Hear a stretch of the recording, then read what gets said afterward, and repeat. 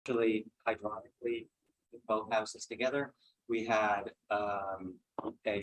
auxiliary loads as well. We had fan coils outside dumping heat actually. What we found for this unit is that for space heating, the efficiency was rather low because of the duty cycle. If you could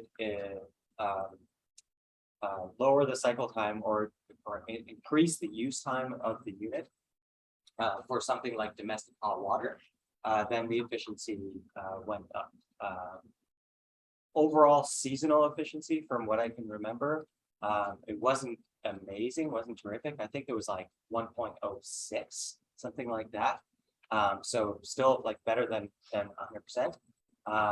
But I mean, we all know the way that gas prices are right now, and electricity prices and carbon pricing, so we can make up our minds about that. And all these full case studies are on our website, and I'm sure that information will get shared with you guys somehow. So if the benefit of something like this, like we looked a bit nationally as well, and like somewhere in like Vancouver, where you have milder temperatures, and you used this for domestic hot water, I think we saw numbers up to like 1.2 or 1.3, so a lot better than the just 5% increase. Feel free to and don't ask questions and anything like that. This is a project we did quite a number of years ago, reviewing social housing, renewables investments in social housing. So this was a big program over a decade ago, actually, but we were hired by the province and Evergreen to do a review of it. It was about 6 or 7 years after the fact. Basically, there was solar domestic hot water, or solar thermal, depending on what you want to call it, and there was geosystems. The solar PV systems, it was almost like 98% of them were just operating. You almost didn't need to do anything with them. The solar thermal system, solar domestic hot water, however, we found that a lot of the original O&M contracts, the contractors either just didn't exist anymore, or they just weren't coming to do the work.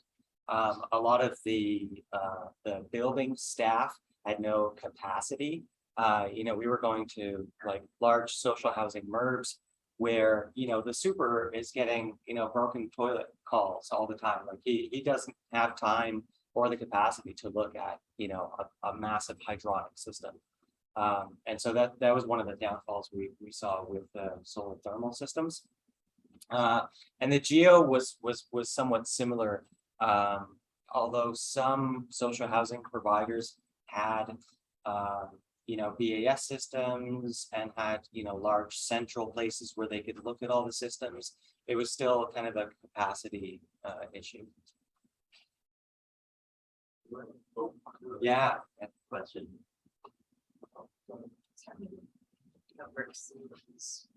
Pressure. Karaoke.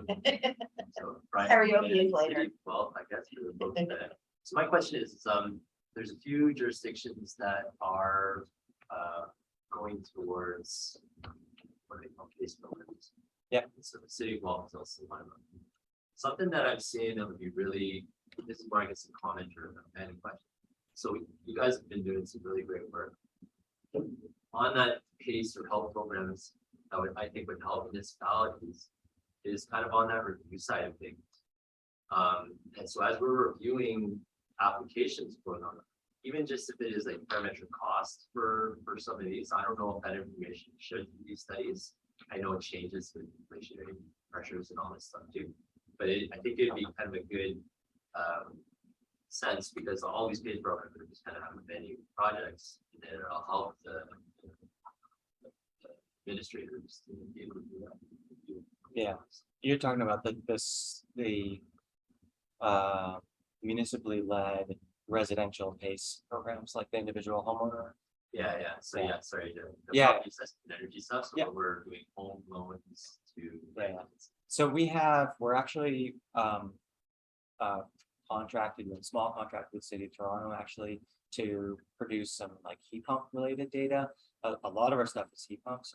I'll get into that a little bit. Like we have a campaign around heat pumps, and there are case studies that have detailed pricing within that. So that is publicly available. Let's continue this chat. Yeah, and I think even just parametric level. Yeah. Costing, just so it's a step check for people, because, Am I getting gouged or am I not getting gouged? yeah, just to do Yeah. that review on our site. Yeah. Yeah. Thanks. Yeah, for sure. Okay, so this one, monoblock. I don't know why, but I didn't have a good picture of it, but this is the fuzzy heat pump here. For those of you looking far away. Sorry, for those of you online, it's the bottom right picture, that white box. It's a monoblock, so it's self-contained. So I spoke about the split unit before, where you have an outdoor unit and an indoor unit.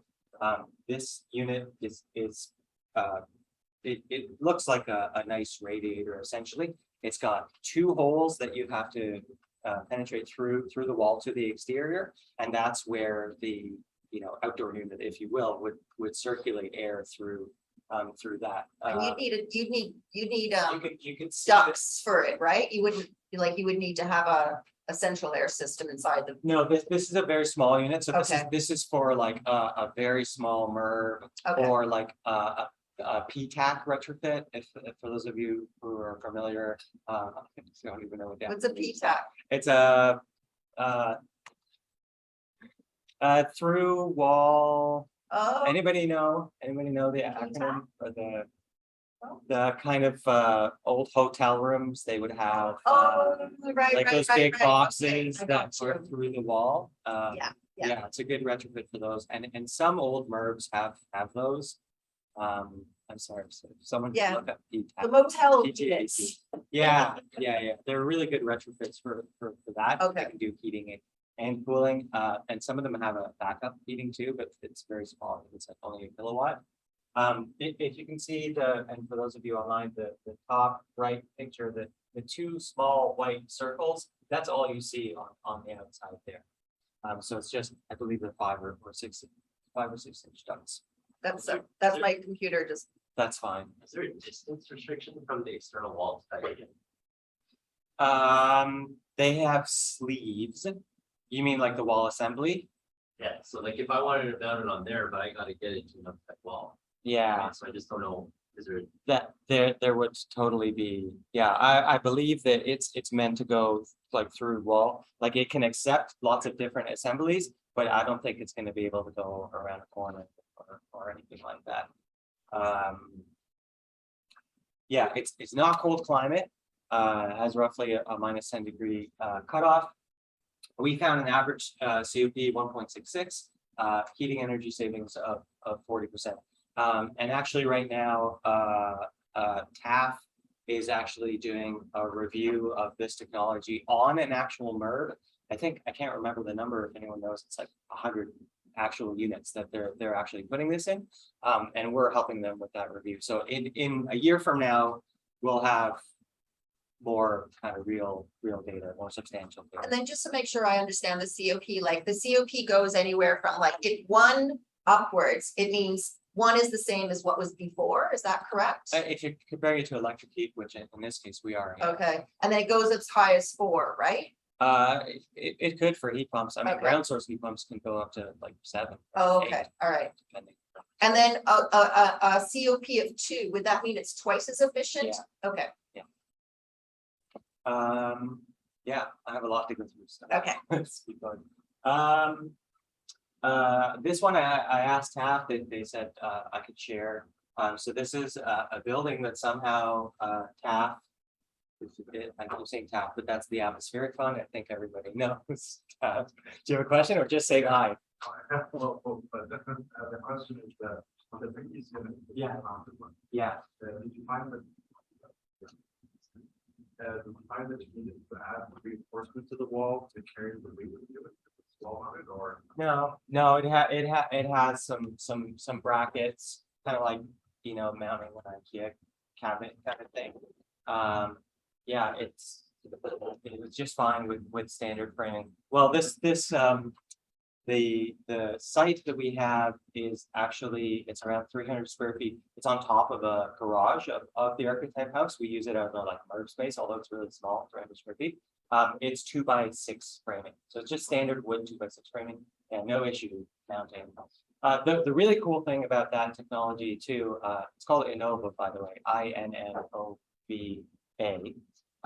It is, I believe the sole distributor is Bondi, BONDI, those of you familiar. A really cool thing is they have two units. One is a plug-in, a 120 unit. So you actually don't even need to have, you know, certain trades involved in installing it. Like you might not even need an electrician to install it as long as you have somewhere to plug it in close by. Back to sorry, so this just a comment on this one. So this is a project we're working with TAF. They're replacing a chiller with a humongous air source heat pump. Actually, this is like one of the first projects of its kind that I'm familiar with. Most people, when they talk about like heat pump sizing of like one unit, they're like, oh, it's 6 tons or it's 8 tons or something like that, and then you have to put a whole bunch of them together. These units, there's going to be 2 installed. I think one is 60 and one is 80 tons. They are massive. They're being shipped from somewhere in Europe. But it's a really interesting project because, you know, instead of doing a like-for-like replacement of a chiller, now this building is going to have, you know, a heat pump, essentially something that could do the work of the chiller, but then it's also going to help them to, you know, reduce natural gas use, save on carbon taxes, reduce their GHG emissions. And so this is the first project of its kind in Ontario. Yeah. Is there a lot of projects in Europe that would, Yes. yeah, Yeah. It's been around for quite a while. It's called, oh, I didn't even put it in there. Oh yeah, I did. Mitsubishi Klima Veneta. Okay. Yeah, really interesting projects. And this, we're just in the, it actually hasn't even been installed yet. So we're just in the process of procuring some instrumentation to help monitor the project. That's big. It's huge. Yeah, it's massive. For us to do retrofits on our municipal. yeah. Yes. Yeah, so this is something that, especially for this crowd, you guys will be extremely interested in the results that come through. Fortunately that we have this project, but unfortunately it'll be at least another year until we can produce some numbers. But it's definitely promising, very promising. Anything else on that, and how am I doing for time? If you could speed it up. Okay, there's so much. Okay, I'm gonna focus just on this. This is probably our biggest project within the past year or so. It's continuing on until December 31st of next year. It's our air source heat pump campaign. We actually don't really have a good catchy name for it, and if anybody has one, I'll get to that. We'll look at the website. We're being funded by City of Toronto, as I mentioned earlier. They're funding some of our heat pump work, and also we got some direct funding from TAF for this. Also within this, I didn't even mention it, there's that Enbridge 100 home London pilot. We actually have an agreement with Enbridge to get some of that data and to kind of synthesize that and include that into some of the outputs of this project. Like some of them will be like tutorials or guidance documents. So it could be like a guidance document for a homeowner being like, you know, hey, this is how much people have actually saved. This is what your next steps should be. We have surveys, as I mentioned earlier, we already have homeowner surveys, like for homeowners that own a heat pump.